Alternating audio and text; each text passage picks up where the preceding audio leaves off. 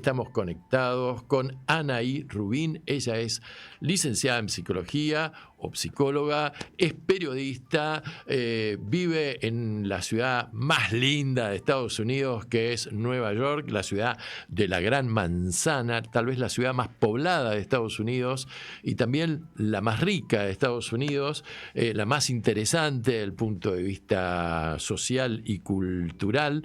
Ella tiene una vasta experiencia como periodista, publica sus artículos, por ejemplo, en Tiempo Argentino, es corresponsal y colaboradora del maestro de los maestros Víctor Hugo Morales en su programa matinal por la M750. Y me estás escuchando, Anaí.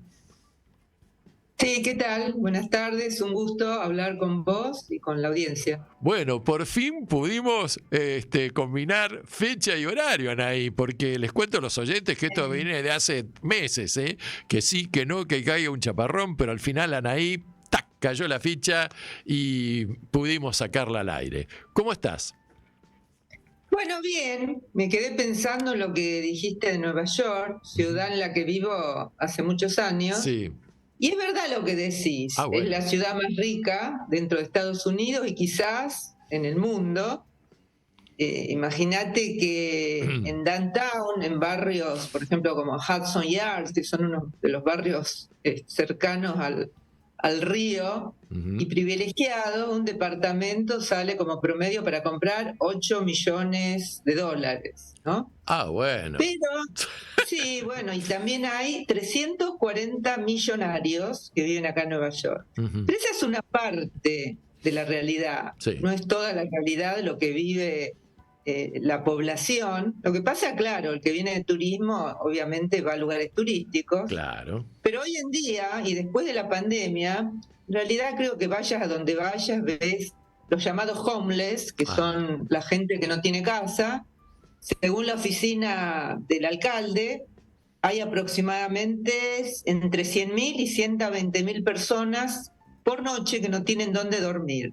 Algunos van a los refugios, otros duermen en parques y otros duermen en los trenes subterráneos. Ajá.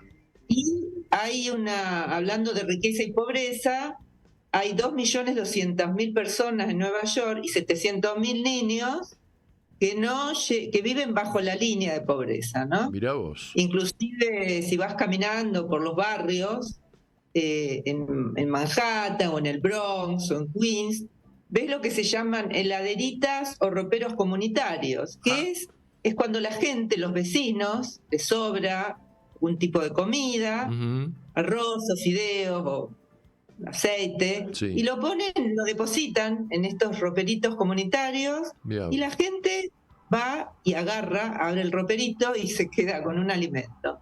Está muy complicada la situación, hay mucha gente que aunque trabaje, no puede vivir, nadie puede subsistir con un salario. El salario mínimo federal en el país, que hace más de 10 años que no lo cambian, es $7.25 la hora. En Nueva York es aproximadamente $15. Pero para que tengan idea lo que es $15, un café y un sándwich te puede llegar a salir 20. ¡Epa! ¡Epa! Sí. ¿Pero qué? ¿De oro ese café y ese sándwich? Bueno, es lo que sale. Sí. Y bueno, después hablar de la renta.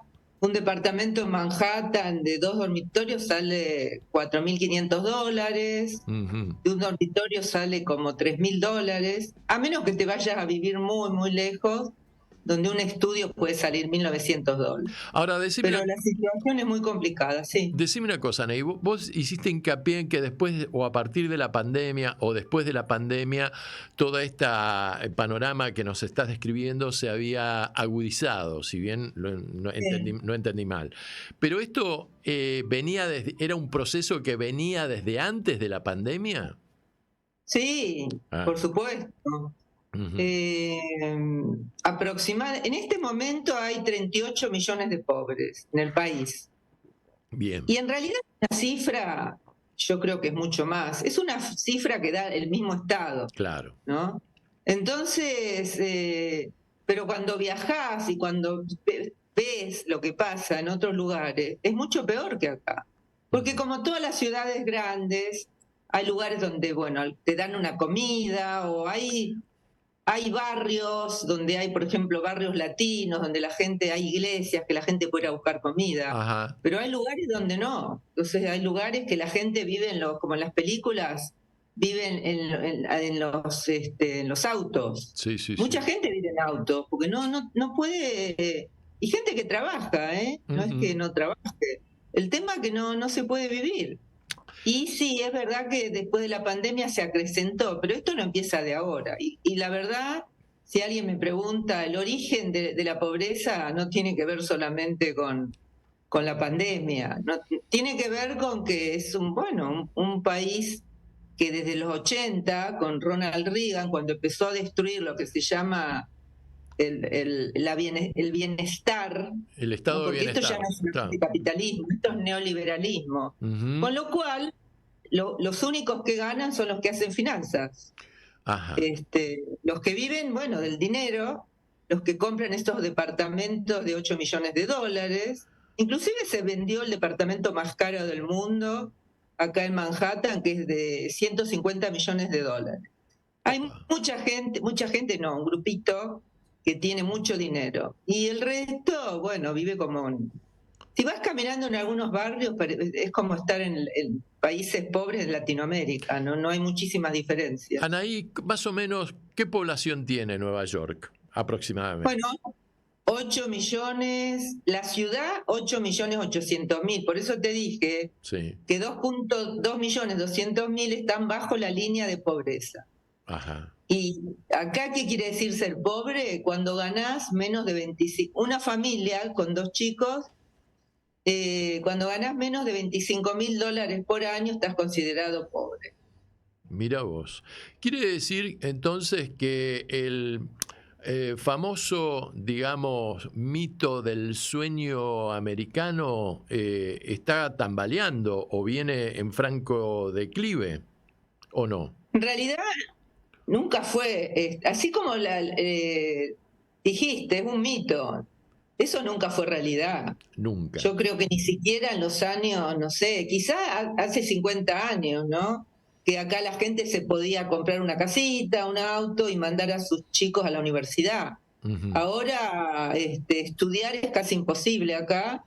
Este es un país donde la universidad no es gratuita, es privada y hay más de 20 millones de norteamericanos que tienen lo que se llama la deuda estudiantil, Ajá. que el presidente Biden había prometido eliminarla y el senador de Vermont, Bernie Sanders, había insistido mucho en eso, pero la verdad la redujeron, pero solamente a un grupito. Acá la gente, hay muchos chicos estudiantes que venden su sangre, las chicas venden sus óvulos para poder pagar, y también es impagable, porque en realidad la deuda que tenías con la universidad la tenés con el banco. O sea, la universidad traspasa la deuda a un banco, y la deuda es para siempre. Claro. Inclusive los que son jóvenes y los padres tienen que firmar la deuda, si el joven se muere, los padres tienen que seguir pagando. Son deudas impagables. Impagables, por ejemplo, una carrera de medicina y leyes, abogacía, Sí. saldrá alrededor de $300.000, ¿no? Entonces, bueno, por eso hay que valorar mucho la universidad pública de la que yo estudié en Argentina. Estudié psicología en Rosario, no me costó un centavo. Y cuando mencionas eso, muchos no te creen acá, ¿no? Claro. Pero bueno, esa es la realidad. Y a través de mis columnas, que por más de 10 años hago con Víctor Hugo, que cuento lo que en general los grandes medios no cuentan, sobre la otra realidad de Estados Unidos, y quizás mucha gente no crea, ¿no? Porque claro, si venís acá a pasear, y no ves esto, ves el brillo de la Quinta Avenida o Miami, las grandes playas, pero la gente sufre mucho acá. Sufre mucho, y podríamos hablar horas, pero por ejemplo el tema de la salud, eso es un verdadero desastre, es un verdadero desastre. Bueno, entonces yo mencioné a Reagan, acá hay algo que se llama Medicaid. Medicaid es algo que se instaló primero para los veteranos de las guerras, Primera y Segunda Guerra Mundial, y después ya quedó, es una tarjeta médica que te cubre casi todo. Ujú. Con la llegada de Reagan, donde empezó desde hace, bueno, de los 80, el neoliberalismo, empezaron los recortes también, los recortes, entonces eso ya no te cubre todo. Por ejemplo, tenés que ir al médico, tenés que pagar lo que se llama copayment, que son 40 o $50, y la gente que no tiene seguro médico, y la pasa muy mal. O sea, no te van a dejar morir, pero para hacer tratamientos largos, tratamientos de enfermedades crónicas, es muy complicado. Es muy complicado. Bueno, y lo que decís un poco se demostró o se expuso, quedó expuesto claramente cuando fue la explosión de la pandemia, del COVID-19 en Nueva York, ¿no? Caían como moscas. Esa es la palabra. La verdad que fue un horror porque en los hospitales, yo no sé si ustedes vieron las fotos, videos, había como camiones con congeladoras Ujú. para tirar los cadáveres. Fue un horror y no se sabe. Algunos dicen 50.000 muertos. ¿Y quiénes fueron los primeros que cayeron, así entre comillas? Y son los laburantes, los que trabajaban, los choferes de trenes, los choferes de colectivos, la gente que estaba en la calle. Claro. Aparte al principio no se sabía bien lo que era. Y no es que mucha gente se pudo quedar encerrada en la casa, tenían que trabajar. Y esa gente, bueno, muchos murieron. Y nunca se va a saber, porque la verdad, muchos de los cadáveres, mucha gente indocumentada, entonces la tiraban en una isla y hacían grandes pozos para tirar los cadáveres ahí. Un Qué horror, bárbaro. un horror. Qué Y bárbaro. tampoco era obligatorio, no era algo como en Argentina que no podía salir a la calle.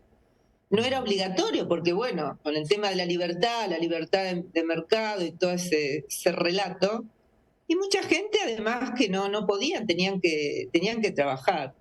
Fue todo, sí, fue todo un drama, murió mucha gente y la verdad que una alegría cuando empezaron a salir las vacunas, ¿no? Claro, claro. Sí, la verdad que era un contraste muy fuerte verlo por televisión, eso de cavando tumbas así, yo me acuerdo. Pues sobre todo Sí. porque, a ver, que en, qué sé yo, que en Guayaquil se hayan quemado cadáveres en la calle y sobrevolaban los caranchos y qué sé yo, las aves de rapiña. Bueno, Ecuador es un país muy pobre, qué sé yo, y con mucha falencia, pero que esto sucediera en Nueva York, justamente, en una de las principales ciudades del imperio norteamericano, era muy fuerte verlo esto, ¿no? Es decir, ¿qué Sí, está pasando y ahí? ¿No? además, como vos decís, se puso blanco y sobre negro, Claro. el tema porque acá debe ser uno de los países, casi el único país de las sociedades industrializadas que no tiene una salud universal.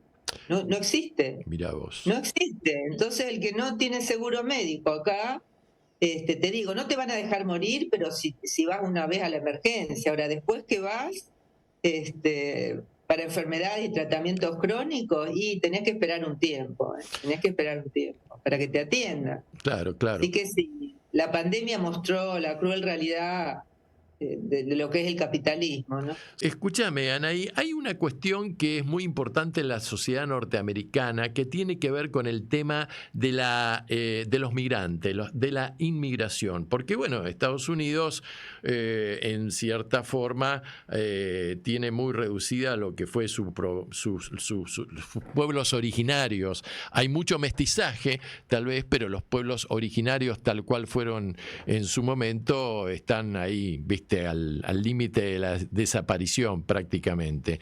Por lo tanto, es un país en donde las corrientes inmigratorias han sido muy importantes, las corrientes, por ejemplo, provenientes de Italia, de Polonia, pero últimamente estas digamos, migraciones masivas, estas caravanas que se inician en Centroamérica y que pretenden llegar pasando por México a la frontera norteamericana.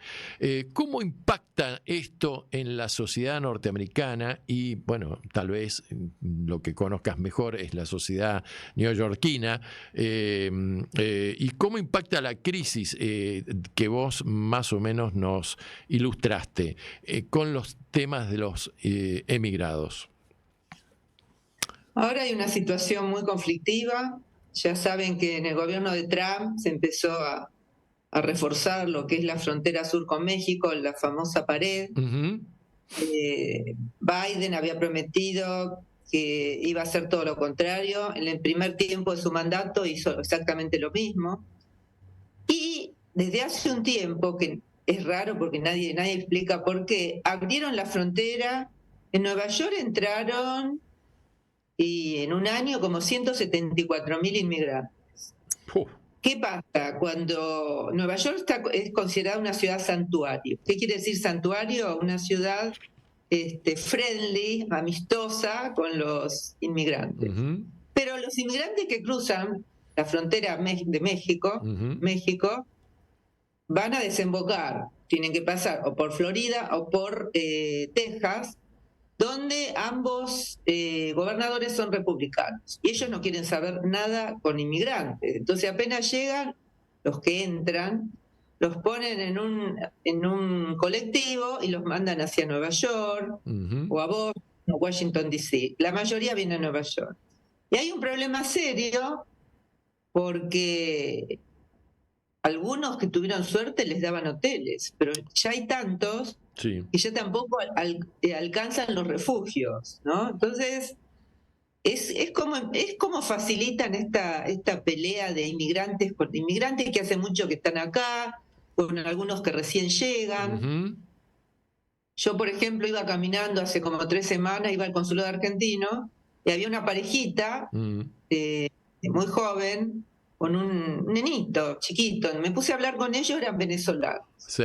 Y me decían que el Estado solamente les daba un lugar para dormir, o sea, no tenían más nada. Entonces, porque además ellos después tienen que ir a un juez, porque la mayoría viene con pedido de asilo. Sí. Entonces, también tiene que ver con cosas políticas, porque algunos inmigrantes, como a Cuba, cubanos o venezolanos, Mm. les da muchas más facilidades, algunos, ¿no? Sí. Que a otros que vienen de Guatemala, de Salvador, de Claro, México. claro, claro. Entonces lo que hacen es crear toda una cosa de pobres contra pobres.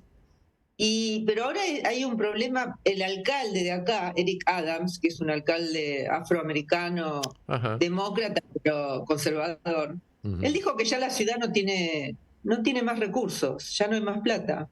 Ujú. Entonces, bueno, también estuve escuchando las declaraciones de Trump, que va a ser el presidente seguramente, Ujú. y él dijo que va a deportar a todos los que estén indocumentados, pero bueno, ya también antes había prometido lo mismo, es imposible deportar. Hay 20 millones de Claro. inmigrantes, bueno, muchos son indocumentados, no se sabe el número, pero aproximadamente, pero hay Ajá. gente que ya sus hijos nacieron acá, tienen sus trabajos, Claro. pero últimamente sí, han entrado, imagínate, 174.000 personas y ¿dónde van a trabajar? Y estuve leyendo un artículo que, Sí. bueno, es bastante interesante porque uno se pregunta por qué dejan entrar a tanta gente. Y leí que el partido, pero no creo que se pueda hacer, pero que el Partido Demócrata, que Sí. lleva las de perder esta elección con Biden, De eso vamos a está hablar tratando después. que Sí. entre mucha gente para que después hacer un mecanismo para que lo vote. Ah. Yo no creo que se pueda hacer porque a menos que pase la ley, porque acá para votar tenés que ser ciudadano. Y para ser ciudadano tenés que haber sido antes residente, es un Claro, proceso no de es años. fácil, no es fácil que te den la ciudadanía. Me pareció Claro. medio, la verdad que me pareció medio tirado de los pelos, pero bueno, lo comento porque me llamó mucho la atención. Pero Claro. mientras tanto ves a gente tirada por toda la ciudad, algunos, la gobernadora del estado, Hattie Fuchs, está abriendo lugares en todos lados para meter a esta gente, inclusive en aeropuertos, hangares que no los usa nadie, entonces imagínate con el frío que hace ir a esos lugares. Claro. Claro. También hay problemas en las escuelas públicas porque ya no hay más lugar. Son escuelas superpobladas de mil estudiantes algunas, y Ujú. entonces todos estos chicos que obligatoriamente tienen que darle lugar, pero bueno, no hay lugar. Y ese es un problema muy triste y muy serio, la verdad. Claro, claro. Decime una cosa, Anaí. Varias veces mencionaste a los demócratas, al presidente Biden. Estados Unidos está en este momento en una activa campaña electoral de las primarias norteamericanas. se celebró el Supermartes esta semana. Y bueno, y se retiró ayer de la contienda que tenía una débil oposición que tenía Trump en su partido republicano, esta mujer Nikki Haley, que según lo que pude leer está considerada una especie de moderada frente a las posiciones de Trump, pero estamos hablando de republicanos, ¿verdad? Y según algunas encuestas que se han hecho, no sé cuál era la cantidad de seguidores de esta mujer, pero dicen que el 90% de sus seguidores no votarían por Donald Trump como candidato a la presidencia.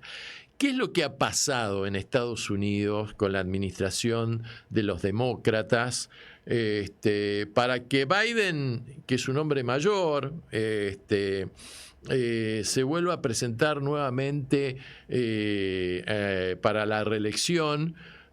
¿No tienen otro candidato los demócratas? ¿Qué pasó con Sanders, que a mí en lo personal el tipo me parece muy simpático? Y porque prácticamente se habla de que el nuevo presidente es Donald Trump, a pesar de todos sus escándalos y denuncias judiciales y problemas legales que ha tenido. Bueno, bastante simple de contestar. Todo el mundo se pregunta si no hay otro candidato. Inclusive, según encuestas, el 80% de la población norteamericana dice que él tiene mucha edad, tiene 82 años, pero además tiene problemas neurológicos, aunque cualquiera puede dar cuenta, ¿no? Aunque no lo quieren admitir, él mismo dijo que está bien. No es verdad, se escuchó conversaciones de Obama diciendo que saben que va a perder, que va a perder Biden, y Hillary Clinton diciendo que no, que la mayoría de la gente no quiere que sea candidato. Ahora, por ahí he leído que podría ser, por ejemplo, entre las candidatas estaba Kamala Harris, la vicepresidenta, sí. No las candidatas, lo que la gente, algunos dicen, vaya a saber de qué fuentes, y Michelle Obama, ¿no? El tema es que Michelle Obama, según dice, todavía no está lista, quizás se pueda presentar en otras elecciones. Kamala Harris no la quieren porque es negra, porque es mujer, más porque es negra. Entonces, ahora, ¿por qué tienen que presentar a este mismo candidato? Yo no me animo a decir por qué. Tengo mis teorías, pero no las voy a decir, porque bueno, es algo que yo pienso, pero todo el mundo se pregunta lo mismo. Ahora, ¿por qué va a ganar Trump, a pesar de todos los escándalos y todo tipo de cosas? Primero, porque en el gobierno la situación económica estaba muy bien. Ahora es el desastre que yo estuve comentando hace un ratito, y hay algo que se llama Gaza. Y aunque la gente quizás en Argentina o en otros países no sepa, es sorprendente las manifestaciones desde un día después que Hamás entró a territorio, entró a su territorio, la verdad, porque Israel ocupa de los territorios palestinos el 7 de octubre. El día siguiente empezaron a haber manifestaciones y se da en todo el país. Claro. Es impresionante la cantidad de gente que apoya al pueblo palestino y está en contra del genocidio israelí. Y ese es uno de los motivos por que Biden va a perder las elecciones. Claro. Porque a dónde va él o algún candidato, demócrata o republicano también, la gente va más demócratas, va con cartelitos y les dicen de todo. Inclusive el otro día rodearon en Washington la embajada israelí, estuvieron rodeando la casa de importantes figuras del Partido Demócrata, y esto le hace perder las elecciones, porque hace desde octubre que hay marchas, no solamente en Nueva York, que es un lugar progresista, donde hay mucha gente de izquierda, de centro izquierda. Sin embargo, en lugares que son republicanos conservadores, como en Texas, hay marchas en todo el país. Y yo creo que esos son los puntos más importantes, que la situación económica y el tema de Gaza. ¿Por qué? Anaí, perdóname que te interrumpa. Acá Guillermo, Sí. que es el que maneja acá los tiempos, me dice que se está por agotar el tiempo del Zoom, que lo tenemos que renovar. Entonces, Bueno. para que no se corte así sorpresivamente, te propongo ir a un tema musical.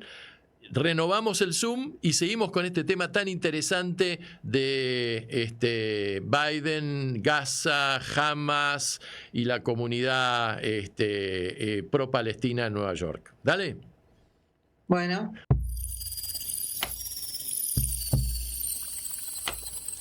Bueno, acá estamos ahora comunicándonos con Anaí nuevamente.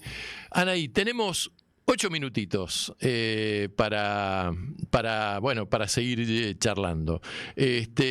Dale, proseguí con tu interrumpida, digamos, desarrollo del tema de Biden, los palestinos, la invasión de Israel, el conflicto de Gaza. No, que es la verdad que es muy sorprendente como el pueblo norteamericano, que en general no sale a la calle todo el tiempo, como en Latinoamérica, tomó esta lucha como suya, y es impresionante, especialmente los chicos jóvenes. Ajá. Y está, me parece que a pesar del lobby israelí, que es muy fuerte acá, sí, porque además han perseguido a gente, profesores universitarios, por dar un apoyo a Palestina. Claro. La directora de Harvard, la primera afroamericana que la eligieron como directora, la echaron. La echaron por su apoyo a Palestina. No le dijeron que era por eso, obviamente, pero fue así. Así que hay una persecución, pero la gente no tiene miedo. Y la verdad que es asombroso las actividades que hacen. Mañana, el Día de la Mujer, va a haber una marcha también. El sábado hubo una, lo que se llama Washington Square. Y, o sea, había había más de 50.000 personas porque se reunieron en varios lugares de Nueva York. Y bueno, algún efecto tiene, a pesar de que es un tema muy, muy complicado porque... Bueno, porque hay temas económicos. Claro. Estados Unidos tiene que vender armas y envió 96.000 millones de dólares, una parte a Ucrania y la mayor parte en armas a Israel. Claro. Entonces, pero es asombroso y a mí me llama mucho la atención y hace mucho que vivo acá y yo creo que podríamos compararlo, me parece a mí, a las grandes luchas contra la guerra de Vietnam. Claro. Pero bueno, el tema palestino es un tema mundial. Mundialmente hay una defensa del pueblo palestino ante la gran injusticia y la masacre. Hay 30.000 palestinos asesinados, 16.000 niños, y ahora están muriendo de hambre. Sí, los Israel están matando de hambre. Claro. Sí, es un verdadero genocidio. Sí. Es un genocidio. Exactamente. Anaí, nos faltan 5 minutitos. Hablando de estos lobbies y de este tipo de personajes y qué sé yo, brevemente, en 4 minutos, si podés, la prensa argentina se refirió, pero así muy someramente, a una visita de un personaje nefasto que vino hace 15 días atrás a Buenos Aires, que es el señor Mark Rubio, que estuvo reunido con Milei, qué sé yo. Y días después Milei viajó a Estados Unidos para participar de una convención de, yo le digo aquelarre, ¿no? Un aquelarre de dirigentes de la extrema derecha mundial, donde hubo representación de Vox, gente de Centroamérica, bueno, Bukele, etcétera, etcétera. Si te puedes referir un poquito a ese tema y cuál fue la repercusión, si es que tuvo alguna repercusión la participación de Milei en esta reunión. Mira, sí tuvo repercusión, pero muy poca entre la gente común, digamos, pero claro, para reírse. Ajá. Con decirte que yo me tomé un colectivo y el chofer era latino y me dice, bueno, se dio cuenta que yo era argentina y me dice, primero me decía, pero ustedes van a perder hasta el idioma. Y se reía, dice, claro, dice, yo pensé que Argentina había pasado por momentos difíciles y iba a estar mejor, pero esto es un desastre. Y me lo dijo un chofer de un colectivo. O sea, el tema, claro, los medios tergiversan todo. Sí, sí. Es verdad que Trump se reunió, porque no se reunió, fue en un encuentro en un pasillo, o en una de las reuniones del Partido Republicano, tampoco era algo tan importante. Bueno, para Trump este personaje no tiene ninguna importancia. Claro. Por ahora es así. Pero no, las repercusiones, yo he visto programas cómicos de acá y de Europa y cómo se burlan de él. Claro. Y mucha gente, y alguna gente me pregunta que cómo puede ser que Argentina haya elegido a este personaje. Bueno, es algo que tiene, que es una pregunta que también nos hacemos. Tiene alguna respuesta, pero para responder eso la gente tendría que saber más de nuestra historia. Exactamente.